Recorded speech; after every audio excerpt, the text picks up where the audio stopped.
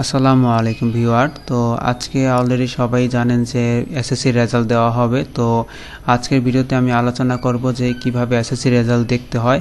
তো অনেকেই আছেন যে এসএসসি রেজাল্ট কীভাবে বের করতে হয় সেটি জানেন না। তো আজকের ভিডিওতে আমি দেখিয়ে দেবো যে কিভাবে ইন্ডিভিজুয়াল রেজাল্ট বের করতে হয়। তো এই জন্য আপনারা প্রথমে চলে যাবেন ক্রোম ব্রাউজারে চলে যাওয়ার পরে এরকম একটি অপশন দেখতে পাবেন। তো এখান থেকে আপনারা সার্চ বারে গিয়ে লিখতে হবে ওয়েব বেসড রেজাল্ট লিখে সার্চ দিবেন।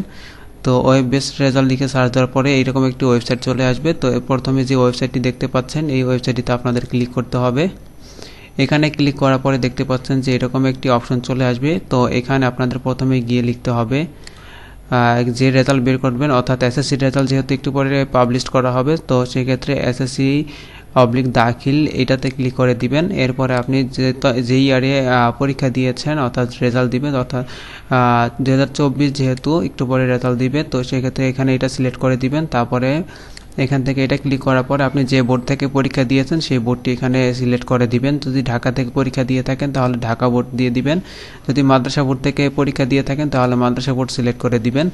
তো সিলেক্ট করে দেওয়ার পরে এরপর আরেকটি অপশন দেখতে পাবেন টাইপ অফ রেজাল্ট, কোন টাইপের রেজাল্ট বের করতে চাচ্ছেন, individual, institution, centre result, district result, আপনি যেটা বের করতে চাচ্ছেন সেটা এখান থেকে বের করে নেবেন।